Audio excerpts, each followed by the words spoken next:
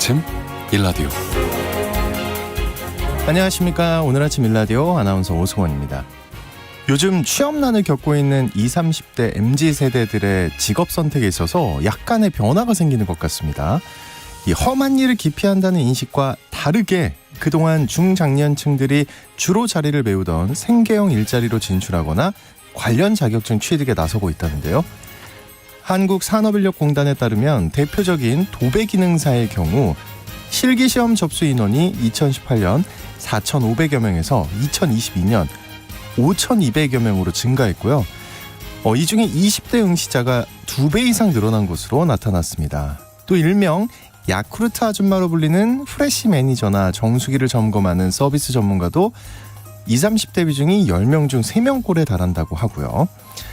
지난해 서울 경기 지역에서 장례지도사 자격증을 딴 사람 10명 중 4명도 20, 30대라고 합니다. 20, 30대가 그동안 기피해온 이런 직종에 적극적으로 뛰어드는 이유는 사회적인 시선이나 지위보다 유연한 근무 환경과 고수입 같은 실리를 추구하는 경향이 반영되고 있다는 분석입니다. 힘든 일이라도 적극적으로 하려는 이런 MZ세대들의 변화가 긍정적으로 보이기도 하지만요. 이게 일시적인 현상일지 아니면 직업 세계의 큰 변화로 이어질지 앞으로 관심 있게 지켜볼 부분인 것 같고요. 일자리가 상황이 충분한지 시장 상황도 고려할 부분이 많은 것 같습니다.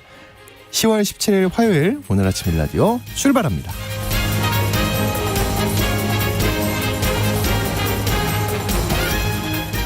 오늘 아침 일라디오 이 시간은 물론 KBS 일라디오의 모든 프로그램은 유튜브 KBS 일라디오 공식 채널이나 모바일 콩 어플리케이션을 통해 실시간으로 함께 하실 수 있습니다.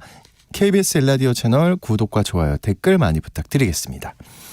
자, 수요일 해외 농업 소식 살펴보고요. 텃밭 가이드 시간에는 가을 파종과 내년 농사를 위한 씨앗 보관법에 대해 알아보겠습니다.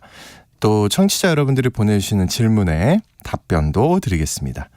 그리고 오늘 퀴즈 있습니다. 요즘 농가에서 감을 비롯한 수확기를 맞은 작물들의 피해가 속출하고 있는데요.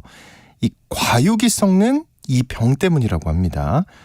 고추나 벼, 콩, 오이 등에서도 많이 나타나서 그 청취자분들이 이 병에 대해 묻는 질문들을 그동안 많이 보내주셨죠. 이 병은 보통은 작은 반점으로 시작해서 과일 전체가 썩는 곰팡이병인데요. 올여름 긴 장마와 폭염으로 이 병이 확산한 것으로 보고 있다고 합니다. 이 병은 무엇일까요? 네, 사람이 걸리는 병 아닙니다. 식물이 걸리는 병이에요.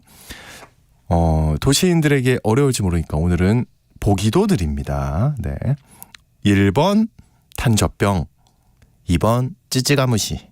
네, 궁금한 질문 있으시면 지금부터 문자 보내주시기 바랍니다. 단문 50원, 장문 100원이 드는 유료 문자 샵 9730으로 보내주시기 바랍니다.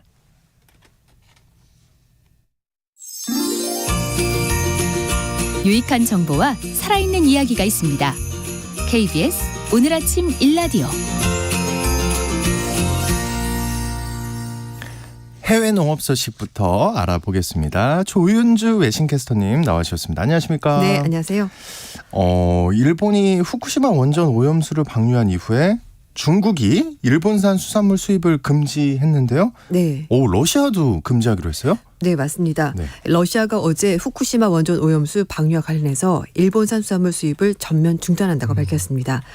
러시아 측은 안전성 확인하는 데 필요한 포괄적인 정보가 확보될 때까지 네. 중국이 도입 중인 수입 제한 조치에 러시아도 참여한다고 밝혔는데요.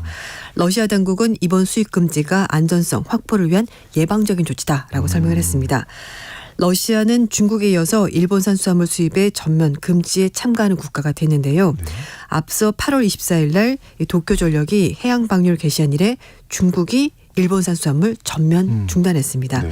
그리고 그때 같은 날 홍콩 당국도 후쿠시마현, 도쿄도 포함해서 일본 10개 지역 생산되는 수산물 수입을 금지했습니다.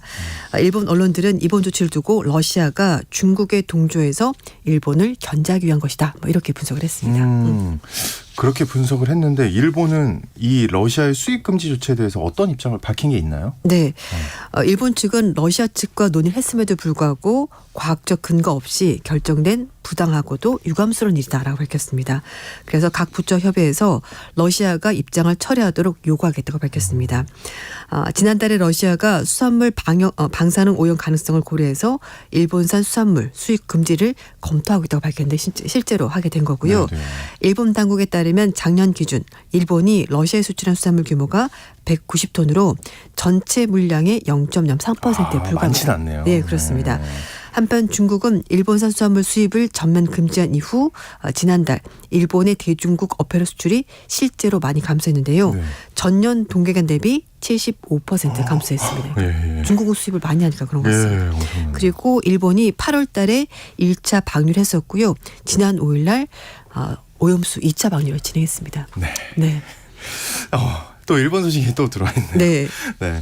일본 정부가 삼나무 꽃가루 알레르기 때문에 삼나무를 제거하는 프로젝트를 진행한다고요. 네. 일본 국민의 한 절반 정도가 절반이나요? 삼나무 꽃가루 알레르기에 시달리는 상황이라고 하는데요.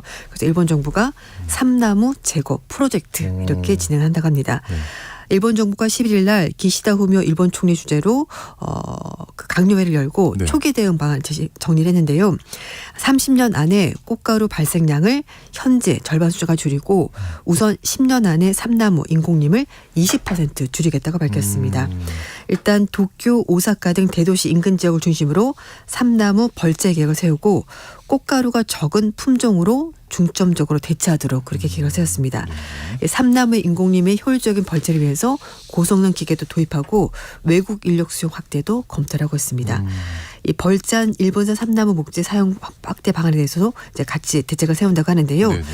주택 자재용으로 삼나무 목재 사용을 촉진하기 위해서 올해 중에 주택 건설업체에 일본산 목재 사용 현황 공부하는 제도도 같이 만들고 목재 가공 공장이나 보관시설 정비도 추진한다고 합니다. 목재로 많이 쓰자 네, 이런 거네요. 그렇습니다. 네. 잘라서 쓰자 이런 건데 일본 정부에 따르면은요 2017년 기준 인공림 면적의 44%가 삼나무로 조성이 돼 있다고 합니다. 하지만 최근에 가격 경쟁력이 높은 해외 목재가 대거 수입이 되면서 이 목재용으로 심었던 삼나무 벌채가 대폭 줄어든 데다가 높이 자란 삼나무가 네. 숲의 그림자를 들이면서 생태계 다양성을 떨어뜨린다고 합니다. 그래요 또. 보기에는 굉장히 좋죠. 그러니까 제가 지금 찾아봤거든요. 이 네. 삼나무가 뭐지? 하고 전 이거 제가 굉장히 멋있게 생각하는 나무였는데 이게 그런 게 있네요. 근데 제주도에도 있습니다. 그래요. 네. 이게 보니까 일본이 원산이네요. 네, 맞습니다. 일본 원산 상록수 이렇게 돼 있는데 근데 이 삼나무 꽃가루 알레르기 환자가 얼마나 되는 거예요? 제가 이제 절반 정도 된다고 말씀을 네네. 드렸는데 1998년에는 이 꽃가루 알레르기 환자가 20% 정도 됐는데요. 네. 1998년에 네, 근데 2019년에 갔더니 이게 42.5%까지 늘었다고 합니다. 20년 만에. 네, 그래서 일본의 생명보험 회사에 따르면은 꽃가루 때문에 외출도 감소하고 소비도 둔화되고 그리고 보건 의료비가 증가하는 이런 여러 가지 효과가 발생하고 있습니다. 네. 실제로 올해 1월 달부터 3월 달까지 실질 가계 소비 감소액이 3,800억엔, 우리 돈으로 3조 4천억 원이 넘는다고 합니다. 야, 이해가 가네요. 네. 이게 일본이 이렇게 이거 왜 하네. 꽃가루 알레르기 있으면 막 눈물 콧물 줄줄 나는 그런 상황이 벌어지잖아요. 네, 저는 솔직히 뭐 이렇게 알레르기 네. 때문에 이렇게까지 하지? 이랬는데 지금 보니까 저도 심하진 않은데 주변에 네. 심한 사람들 보면 진짜 눈도 코도 못 뜨고 이렇게 밖에도 잘 안 나가시고 네. 그 기간 동안은 그러시더라고요. 그래서 네네. 말씀인 거죠. 국내에서도 삼나무가 있습니다. 제주도 지역에 1월부터 3월 달까지 꽃가루 문제가 발생한다고 하고요. 그래서 제주도도 삼나무 감벌 작업과 감귤 과수원, 이 삼나무 방풍림, 이게 키가 워낙 크다 보니까 방풍림으로 굉장히 효과가 좋다고 합니다. 그래서 올해 한라산 국립공원 인근에 있는 구규림, 우리나라 많지는 않아요. 69헥타르 가운데 네. 2헥타르가 삼나무인데 이걸 이제 제거했고요. 나머지 모두 제거했어요? 네. 올해? 67헥타르 정도는 이제 감벌 작업, 솎아내는 작업하고 있는데요. 공유림과 사유림 108헥타르에 대해서 숲 가꾸기 차원에서 삼나무 이렇게 좀 베어내고 있습니다. 근데 저는 제주도 가서 삼나무 베어내는 걸 좀 봤었는데 네. 아니 저렇게 크고 멋진 나무를 왜 베어내지? 그러니까요. 라고 생각을 했는데 이런 이유가 있었던 것 같습니다. 세상에 그렇군요. 사람들도 고통스럽게 하고 네. 나무가 이렇게 항상 좋은 것만은 아니네. 네, 맞습니다. 네. 또 지구 온난화로 수분 매개 곤충들이 멸종하게 되면 네. 그 아프리카와 동남아시아 지역의 농산물 생산이 타격을 입을 수 있다. 이런 연구 결과가 나왔다고요. 네. 동남아시아 지역 사하라 사막 그 네. 아프리카 지역, 남아메리카 이런 지역에 농산물 생산이 가장 큰 타격을 받을 수 있다고 합니다. 영국의 런던 자연사 박물관 생명과학부 연구팀이 수분을 매개라는 벌, 파리도 역할을 한다고 합니다. 좀 진짜 몰랐었죠. 싫지만 파리도 역할을 하고 있고 이렇게 되면 전 세계적으로 코코아, 커피, 망고, 수박을 공급하는 남미 지역, 동남아시아 지역, 사하라 사막, 이남 지역 이런 지역에서 가장 빠른 속도로 큰 위협을 받을 수 있다. 안 돼. 다 좋아하는 것들인가요? 그렇죠. 커피, 수박 안 돼. 나오고 있습니다. 그래서 뭐 꿀벌이나 말벌, 파리, 개미가 대표적인 수분배기 곤충이라고 하는데요. 꽃가루를 수술로부터 암술 머리까지 옮기는 역할을 하게 되는데 이렇게 돼야지 씨앗이 맺히고 그다음에 열매가 그렇죠. 생기게 되는 거라고 합니다. 근데 파리의 이 활약 굉장합니다. 몰랐어요, 저도. 오, 꿀벌, 말벌도. 네. 그렇군요. 근데 우리나라도 최근에 그 막 꿀벌 뉴스 엄청 많이 나오잖아요. 네, 개체가 줄고 있다. 줄었다 이러는데 이것도 이제 지구 온난화와 관련이 있는 거죠? 네, 그렇습니다. 최근 몇 년 동안에 지구 온난화 때문에 지구 평균 온도가 계속 올라가고 있고 특히 꿀벌이 더위에 취약한 곤충이라고 합니다. 그래서 이제 개체 수가 계속 줄어들고 있는데요. 우리나라뿐만 아니라 지구촌 곳곳에서 보고가 되고 있습니다. 특정 작물을 생산하기 위해서는 필수적으로 수분 매개 곤충이 필요한데 기후변화와 또 토지 이용이 변하면서 복합적인 요인 때문에 이렇게 위협이 점점 증가하고 있다는 거죠. 연구팀은 수분 매개 곤충에 의존한 작물은 대부분 지구 남반구인 열대지방에서 재배가 되고 있는데 지금까지 연구는 지구 북반구에 초점이 맞춰져 있다고 합니다. 네. 그래서 수분 매개 곤충의 감소, 전 세계적인 수요가 높은 주요 작물 생산 사이에 직접적인 영향고리가 거의 규명되지 않았는데 이번에 이제 연구를 하게 된 겁니다. 연구팀이 전 세계 2,673개 지역의 기온, 곤충 생태계 다양성, 토지 이용 변화에 대해서 데이터를 분석을 해봤는데요. 그랬더니 총 3,080종의 수분 매개 곤충이 있다는 것을 찾아낸 겁니다. 이 중에서 대다수가 코코아, 커피, 원두 등 작물 재배와 직접적으로 연관이 있었습니다. 다들 이 많은 곤충들이 일하고 있는 친구들이었네요. 네, 아이고, 그러니까 우리는 몰랐지만 그런 영향이 있었고요. 그리고 이제 뭐 커피 같은 경우에 기후 변화에 워낙 영향을 많이 받기 때문에 요즘 뭐 재배지도 바뀌고 있다라는 얘기도 많았는데요. 지구 평균 기온이 계속 이렇게 높아지면서 수분 매개 곤충의 다양성이 지구의 다른 지역에 비해서 61.6%나 낮은 것으로 파악이 됐습니다. 그래서 연구팀이 지구 온난화 영향 살펴보기 위해서 2100년까지 지구 평균 기온이 현재보다 1.5도씨에서 3도씨 증가하는 시간을 바탕으로 해서 수분 매개 곤충의 다양성이 어떻게 달라지는지 이걸 분석을 해봤는데요. 그랬더니 남아메리카, 동남아시아, 사하라 이남 아프리카 지역의 열대 지역에서 만들어지는 농작물이 더 이상은 나오지 못할 세상에 가능성이 높은 것으로 드러났습니다. 그 커피 같은 경우에는 그 질병에 약해가지고 좀 요즘에 생산량이 줄어든다는 얘기도 많았거든요. 얘기해 주셨잖아요. 그래서 그런 거 마찬가지로 여기에다가 이제 수분 매개 곤충까지 점점 사라지면은 커피 먹기가 좀 힘들지 않을까. 잠깐만요. 2100년이요. 네. 괜찮나요? 저도 괜찮아요. 저도 괜찮아요. 이기적으로 생각하려고요. 이제 세상 편하게 살려고요. 저도 괜찮을 것 같습니다. 미래 세대까지 생각 잘 안 하고 싶습니다. 근데 뭔가 또 나오겠죠. 대체 그렇죠. 물질이 나오거나 뭐 기술이 인공 커피 또 나옵니다. 또. 네, 그럴 것 같습니다. AI가 만들어 줄 거예요. 네, 그래서 연구팀은 수분 매개 곤충의 다양성이 농작물 생산에 직접적인 영향을 준다는 증거를 제고한 연구다라고 얘기를 하고 있습니다. 그래서 코코아, 커피 등 이런 것들이 외국에서 다량 수입하는 중국, 미국, 뭐 우리나라 마찬가지죠. 그렇죠. 전 세계죠. 굉장히 상당히 영향을 많이 받을 것 같다라고 설명했습니다. 그렇군요. 어이구, 시간이 벌써 이렇게 됐습니다. 해외 농업 소식. 여기서 오늘 또 마무리? 알겠습니다. 네. 좀 아껴주셨다가 다음 시간에 또 풀어주세요. 알겠습니다. 해외 농업 소식 오늘 여기까지 듣겠습니다. 외신캐스터 조윤주 씨와 함께했습니다. 오늘 고맙습니다. 네, 감사합니다.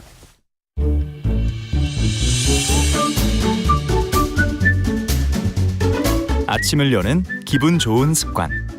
KBS 오늘 아침 1라디오.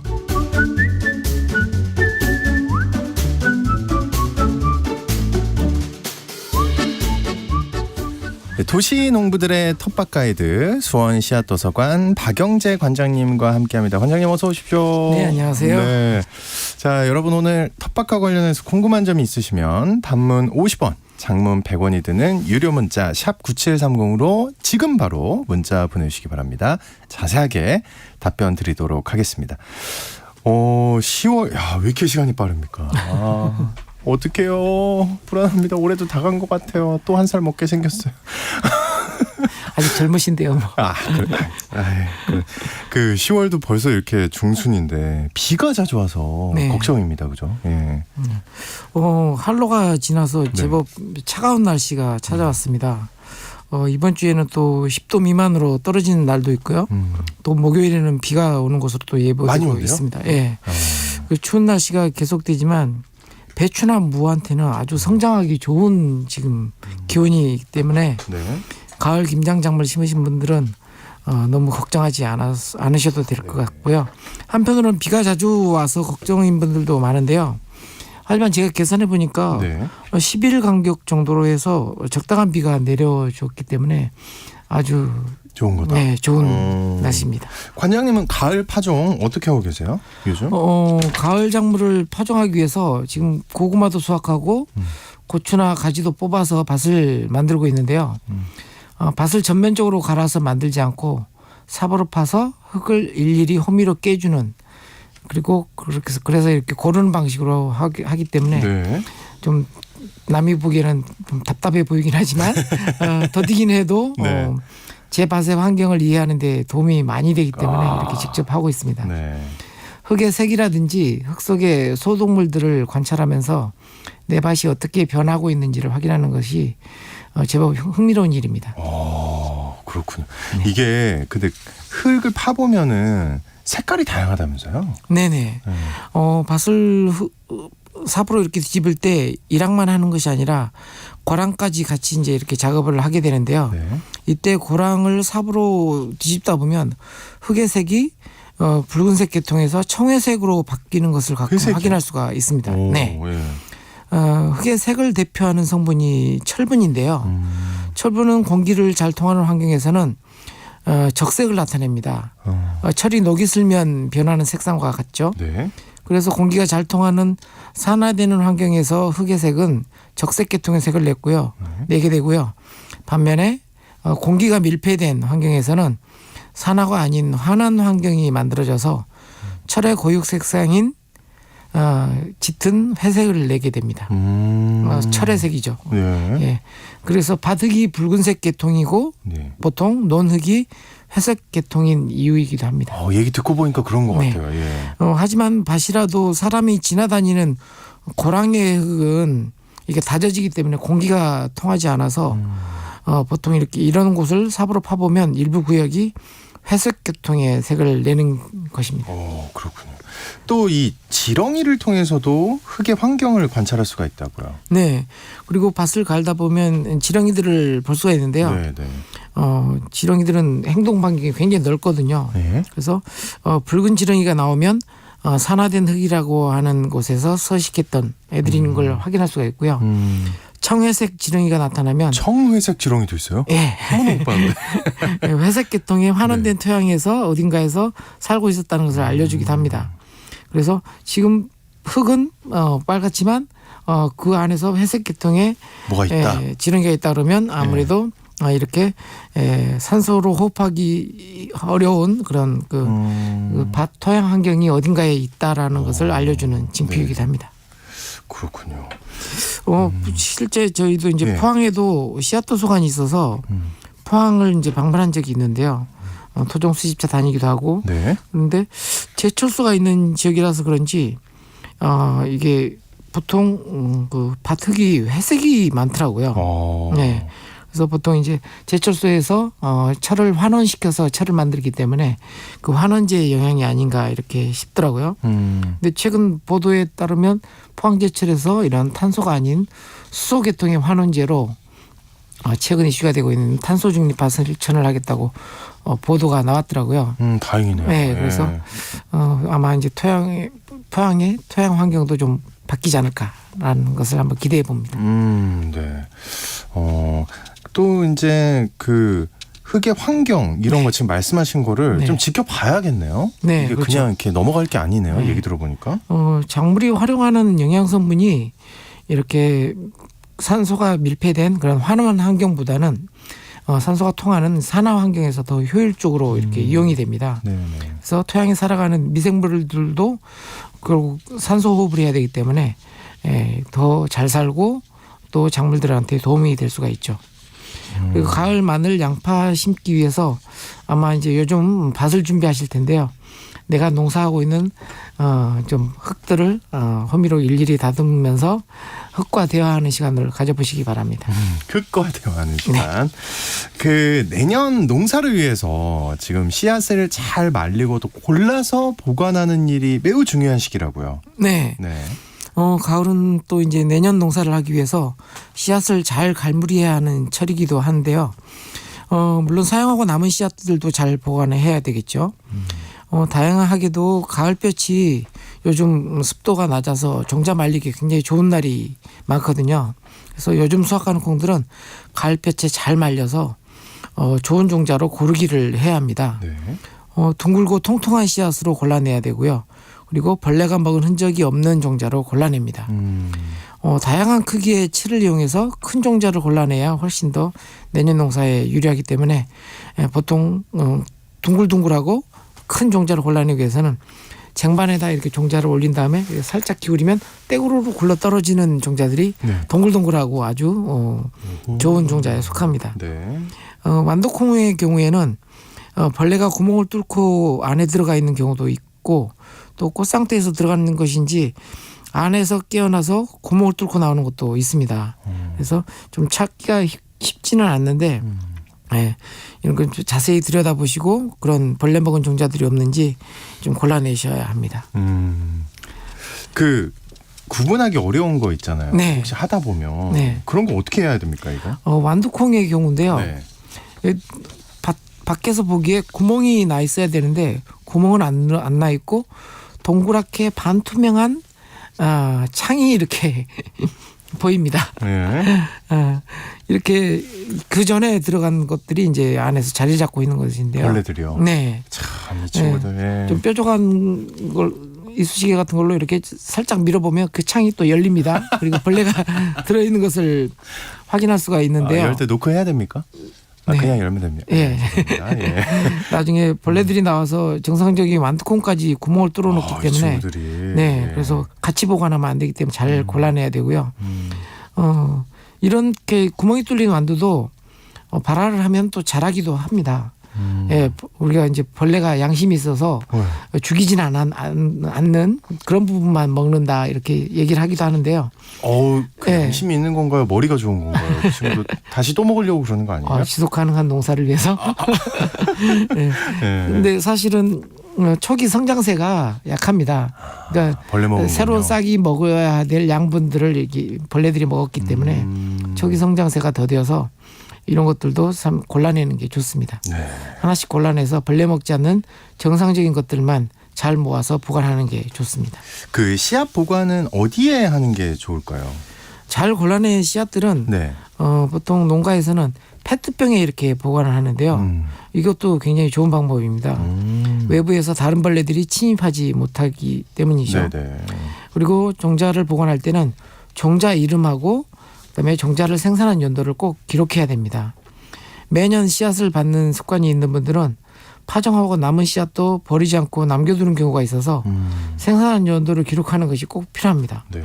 이런 씨앗들은 나름대로 수명이 또 있거든요. 그래서 생산 연도를 기록하고 수명이 다하지 않은 종자들로 파종할 수 있는 그런 기록을 남기셔야 되고요. 보통 냉장이나 냉동 보관을 하지 않고 상온에서 보관하다 보면 이렇게 오래된 씨앗들은 발화율이 떨어집니다. 그래서 보관을 잘할 때 이런 기록도 꼭 참조하셔야 됩니다. 네. 그리고 우선 보관하는 장소를 일정하게 해놓는 것이 좋습니다. 찾기 쉽도록 하는 장치인데요. 그렇죠. 예. 토종 씨앗을 수집하기 위해서 농촌 마을을 다니다 보면 씨앗을 보관하는 장소로 가장 많이 사용하는 곳이 신발장입니다. 왜요? 신발장이요? 예.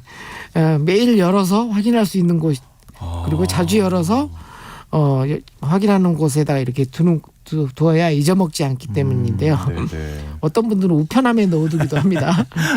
장독 안에 넣어두신 분도 계시고요. 예. 물론 아까 얘기했듯이 가장 좋은 방법은 냉장이나 냉동에 보관하는 겁니다. 우선 밀폐 용기에 잘 넣어서 이렇게 냉장이나 냉동에 보관하는 방법을 추천합니다. 그 밀폐 용기에 넣어서 냉동하면 그때 저번에 물어봤을 때 꽤 오랫동안 할 수 있다고. 네네. 예. 냉동의 경우는 거의 반영구적으로 보관할 수가 있습니다. 그 씨앗의 역할을 하는 작물의 뿌리나 이 줄기 같은 부분은 보관을 어떻게 해야 하는 거예요? 네, 생강이나 울금, 토란, 얏콘, 그다음에 고구마와 같이 씨앗은 아니지만 씨앗의 역할을 하는 네. 작물의 잎, 줄기, 뿌리와 같은 것을 영양체라고 합니다. 이런 경우에는 상하지 않게 보관하는 게 굉장히 중요한데요. 씨생강을 먼저 얘기해 보면 보통 이제 서리가 내리기 전에 수확해서 잎과 뿌리를 깨끗하게 제거하고 씻지 않은 상태에서 3일 정도 따뜻한 곳에 말려야 합니다. 뿌리 작물들에게 공통적으로 하는 큐어링이라고 하는 작업인데요. 큐어링이요? 네, 치유하는 거죠. 수확하면서 난 상처들을 치유하는 과정인데요. 이런 과정을 거치면 보관하는 방법은 스티로폼 상자에 모래나 마른 흙을 채우고 그 속에 묻어줍니다. 씨생강 중 일부가 썩으면서 나오는 가스 때문에 같이 저장했던 다른 씨생강이 상할 수도 있어서 네네. 이때는 스티로폼 뚜껑을 좀 환풍이 가스가 나올 수 있을 정도로 좀 살짝 열어서 이렇게 네. 보관하시고요. 집안에서 12도에서 14도 정도가 유지될 수 있는 그런 공간에다가 보관하는 것이 좋습니다. 어르신들은 같이 자고 일어난다고 얘기하는데요. 그 정도 기온에서 보관해야 상하지 않습니다. 같이 자고 일어난다. 네. 그러니까 말씀 들어보니까 환풍이 좀 중요하겠네요. 네, 생강 같은 경우는 특히 이제 환풍이 굉장히 중요하고요. 울금도 보통 이런 방법으로 보관을 합니다. 토라는 땅속 줄기 끝에 이렇게 모구, 자구, 송구라고 하는 알주기가 생깁니다. 네. 주로 자구나 송구로 이렇게 씨앗을 삼고 모구는 떫은 맛이 나서 먹지 않기 때문에 버리게 되는데요. 네. 이 모구를 생강처럼 이렇게 보관해서 번식시키면 자구나 송구를 가지고 번식시키는 방법보다 훨씬 더 일찍 왕성해서 일찍 수확을 할 수도 있기 때문에 먹지 않는 걸 네. 버리는데 이걸 버리지 말고 네, 모구도 저장하시는 방법을 선택하시기 바랍니다. 네. 약혼은 우리가 식용하는 뿌리로 번식하기도 하지만 주로는 뿌리가 시작되는 줄기 끝에 있는 불긋한 모양의 관아를 통해서 번식을 많이 합니다. 그래서 보통 약혼 수확하실 때 보면 이런 관아들을 버리고 가는 경우가 많은데요. 이런 관아들도 잔뿌리를 제거하고 줄기를 잘라내는 관아를 이렇게 생강이나 울금과 같은 방식으로 이렇게 저장해서 봄에 번식 방법으로 좀 활용하시기 바랍니다. 그리고 요즘 한참 고구마를 캐고 있는데요. 고구마도 아까 생강과 같이 생활하는 공간, 15도 정도의 온도가 유지될 수 있는 공간에다가 보관하셔야 됩니다. 네. 내년을 농사를 위해서 씨앗을 잘 선발하고 또 보관하는 지혜로운 농부가 되셨으면 합니다. 근데 모르겠어요. 얘기를 듣다 보니까 네. 이게 다 그 종마다 다 다르네요. 네, 맞습니다. 조금씩 다르고 네. 좀 이렇게 섬세한 기술이 들어가야 되는 것 같아요. 네, 맞습니다. 야, 고구마는 또 15도고. 네. 자, 이제 청취자분들이 보내주신 사연과 질문 살펴보겠습니다. 지난주에 미처 답변 못해드린 것부터 살펴볼게요. 이 퇴비에 대해서 주신 질문부터 살펴보는 거 맞나요?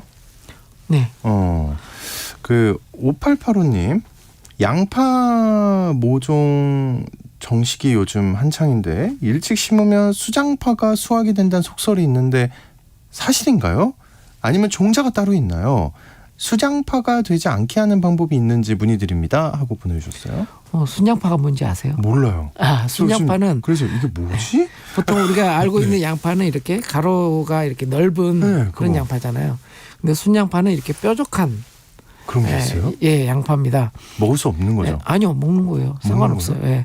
근데 이제 아무래도 이게 뾰족하니까 사실은 먹을 게 별로 없잖아요. 그러니까 맛 네. 없을 것 같은데? 예. 근데 이게 암수가 따로 있는 게 아니라 이 순양파는 고온기에 이렇게 파종을 하게 되면 정식을 하게 되면 꽃눈이 발달이 되는 거예요. 그래서 꽃이 나오면 꽃을 내기 위해서 양파에 저장할 알줄기에 저장할 양분들을 올려버리는 거예요. 꽃눈으로 활용하기 때문에 이게 양파가 이렇게 가로축이 굉장히 좁은 그런 순양파가 만들어지죠. 질문하신 내용이 맞고요. 네, 맞아요. 속소리 아니고 예, 맞습니다. 그래서 또 이른 봄에 이제 양파 모종을 심으신 분들도 계신데 이른 봄에 또 이제 너무 늦게 심어서 고온기를 경과한 양파들은 이렇게 순양파들이 많이 나옵니다. 그래서 지금은 당장은 심을철이 아니고요. 한 11월 중순에서부터 11월 말 이 사이에 심는 것을 추천해 드립니다. 야, 이럴 수 있구나. 네. 굉장히 예민한 친구들이네요. 네. 모든 장물들이 다 예민합니다. 그래요? 예. 괜히 또 동질감이. 5885님 지금 아니랍니다. 11월 중순이랍니다. 네.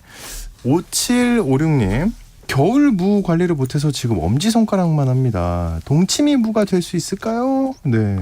네, 지금 엄지손가락만 하면 좀 동치미무 정도로는 키울 수가 있을 겁니다. 네. 지금은 괜찮아요. 네, 11월 중순에서 11월 말 이때까지 김장 농사를 하거든요. 네, 그래서 수확이 아직도 한 달은 남아 있잖아요. 그래서 아마 마지막 옷걸음 좀 잘 해주시고 관리 잘 하시면 동치미무는 김장 속재료하고는 좀 다르게 좀 작게 키워도 가능하니까 예, 화이팅 하시기 바랍니다. 네, 5756님 화이팅이고요. 무도 힘내라고. 네. 자, 텃밭과 관련해서 궁금한 점이 있으시면요. 단문 50원, 장문 100원이 드는 유료 문자 샵 9730으로 문자 보내주시기 바랍니다.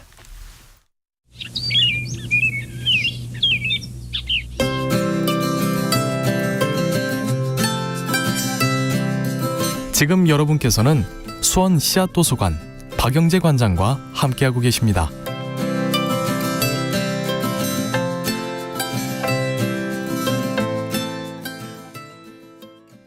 네, 청취자 여러분들의 많은 질문이 올라와 있는데요. 그중에 한 분 전화 연결해서 직접 궁금한 질문 들어보겠습니다. 연결돼 있을까요? 네, 안녕하세요. 어디 계신 누구실까요? 여보세요? 네, 여보세요? 예, 잘 들리시죠? 네, 저 천안에 살고 있는 김맹환입니다. 네, 천안의 김 선생님 반갑습니다. 네, 반갑습니다. 오늘 어떤 질문 있으세요? 네, 관장님 목소리만 들어도 반갑고 고맙습니다. 네, 감사합니다. 저기 요즘 보리 파종할 때가 곧 되는데요. 네. 네, 상온에서 보관한 4년쯤 묵은 보리 씨앗이 있는데 네. 파종하면 싹이 잘 날까요? 상온에다가 4년쯤 보관했으면 벌레는 안 먹었나요? 네. 발화율이 좀 많이 떨어질 것 같긴 한데요. 그리고 천안이라고 하면 사실은 보리 파종을 좀 서두르셔야 될 것 같아요. 예, 네, 보통 중부지방은 10월 10일경을 전후해서 보리나 밀을 파종하거든요. 네. 그래서 발화율이 아무래도 걱정되기도 하니까 씨앗양을 파종하는 양을 좀 충분히 많이 하시는 게 좋을 것 같습니다. 네, 그렇군요. 네. 그리고 그 구기자나무 줄기를 봄에 잘라서 흙 속에 꽂았더니 살았어요. 네. 가을에 그렇게 삽목해도 괜찮을까요? 얼어 죽을까봐. 네, 아무래도 물을 끌어올리는 그런 여름이나 봄철에 이렇게 삽목을 하게 되거든요. 예. 그래서 혹시 비닐하우스라든지 이런 공간이 있으면 그 안에다가 하시든지 아니면 삽목을 집 안으로 들여와서 좀 따뜻한 공간에서 이렇게 하면 또 이렇게 삽목 번식이 가능할 것 같습니다. 예, 노지에서 하면은 좀 위험할 것 같고. 추워서요. 네. 네. 그럼 또 봄에 그 구기자나무를 봄에 포도나무처럼 전지를 해주는 것이 좋은가요? 아니면 그냥 추렁추렁하게 놔두는 게 좋은가요? 보통 구기자나무를 생산하시는 농가들은 수확하기 편하게 이렇게 좀 전지 작업을 하시더라고요. 네. 끝까지 정도를 이렇게 전지 작업을 해서 수확하기도 편하고 또 이렇게 결과가 많이 되게 이렇게 하기도 합니다. 네. 또 하나 좀 여쭤봐도 될까요? 네. 그럼요. 네. 그 요즘 마늘 심을 때인데요. 네. 작년에 한지역 마늘을 사서 심었어요. 그래서 올 6월 달에 수확하면서 큰 놈만 골라서 씨마늘 한다고 말려서 이제 걸어두었었거든요. 그래서 지금 씨마늘을 이렇게 정리를 하다 보니까 많이 쪽이 생겼어요. 그래서 네. 종자를 할 수가 없어서 다시 또 사다가 해야 될 것 같은 생각이 드는데 네. 매년 그런 현상이 되면 네. 씨마늘을 매년 사다 심어야 하는 게 정답인지 네. 좀 그런 생각이 드네요. 큰 것만 골라냈는데 양이 좀 적어요? 그렇죠. 예. 네. 쪽이 많이 생겼어요. 아, 그래요? 작년에 사다가 심을 때보다. 마늘을 전문적으로 생산하시는 분들은 네. 우리 마늘종 위에 올라와 있는 씨앗 있잖아요. 네. 주화라고 하는데요. 이것을 네네네. 별도로 이렇게 심습니다. 아, 그래요. 마늘종 위에 올라와 있는 그것을 1년 심으면 네. 이듬해 6월 달에 수확할 때 통마늘이 나와요. 아, 예, 예. 한 통짜리 6쪽으로 갈라지지 않은 한 통짜리 마늘이 나오는데 그걸 네. 도야 마늘이라고 하는데요. 그걸 씨 마늘로 이렇게 계속 이어나가면 예. 마늘 크기 쪽이 이렇게 작아지지도 않고 통이 큰 씨 마늘을 계속 생산할 수가 있습니다.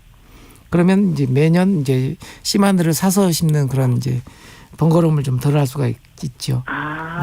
네, 알겠습니다. 관장님, 간단한 거 하나만 더 물어볼게요. 어우, 선생님. 죄송합니다. 선생님, 오늘 여기까지 해야 될 것 같아요. 질문이 더 있으시면 저희가 그 문자로도 이제 앞으로 받아드리니까요. 예, 감사합니다. 걱정하지 마시고. 죄송합니다. 예, 아닙니다. 죄송할 필요는 전혀 없고요. 네, 오늘 어떻게 도움이 되셨으면 좋겠어요. 괜찮으셨죠? 네, 고맙습니다. 네, 감사합니다. 감사합니다. 자, 이어서 오늘 올라온 질문들 시간 되는 대로 몇 가지 더 보겠습니다. 2423님 질문이 올라와 있는데요. 그 시골집에 가로 12m, 세로 4m 크기의 텃밭을 운영하는데요. 밭에 들고양이들이 자꾸 배설을 합니다. 장모님이 말씀하시길 고양이가 배설을 하면 작물이 잘 안 된다는데 사실인가요? 이렇게 보내주셨네요. 네. 제 밭에도 고양이들이 많이 오는데요. 네네. 제가 키우는 고양이도 있고요. 그래서 밭을 만들어 놓으면 꼭 와서 배설을 하고 갑니다. 근데 사실은 네. 짐승들 배설물들은 다 거름이 됩니다. 고양이게 할 거 없이. 네, 고양이들은 또 흙 속에다 이렇게 묻어서 놓기 때문에 잘 발견하기도 쉽지 않고 근데 또 작업하다가 가끔 나오면 깜짝 놀라기도 합니다.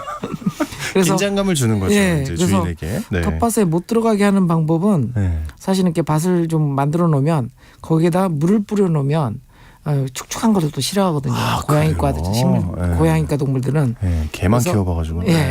그래서 밭을 만들고 나서 고슬고슬한 모래 땅이니까 네. 배설하기 쉽거든요. 그 파고 배설을 하거든요. 다시 묻어놓기 예, 좋으니까. 예. 근데 그래서- 축축하게 해라. 예. 저는 이제 밭을 다 만든 다음에 물을 듬뿍 뿌려서 고양이들을 못 들어가게 합니다. 오, 생각보다 깔끔한 친구들이네요. 네.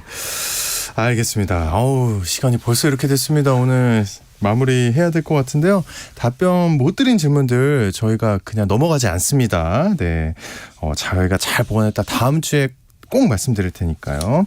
네, 걱정하지 마시고요. 텃밭 가이드 시간 지금까지 수원 씨앗도서관의 박영재 관장님과 함께했습니다. 오늘 고맙습니다. 네, 감사합니다. 네, 오늘 퀴즈 정답은요. 1번 단접병이었습니다. 626 하나님 단접병이요 하고 보내주셨고 2104님도 보내주셨고 8281님 남편 지금 출근해서 도시락 싸서 보냈어요. 네, 추운데 힘내요. 남편한테 하시는 말씀이시죠. 네, 남편분 힘내시고 저희도 작은 텃밭 하는데 고추 버렸습니다. 유유. 아이고 탄저병 때문에 네, 안타깝습니다. 힘내시고요. 5918님도 아침 운동하면서 매일매일 청취합니다. 탄저병이죠? 하고 보내주셨습니다. 보내주신 여러분 모두 감사드리고요. 날씨가 꽤 춥습니다. 따뜻하게 입으시고 저희가 중복 당첨 여부 확인 후에 홈페이지에 올려놓겠습니다. 모두 좋은 하루 보내세요.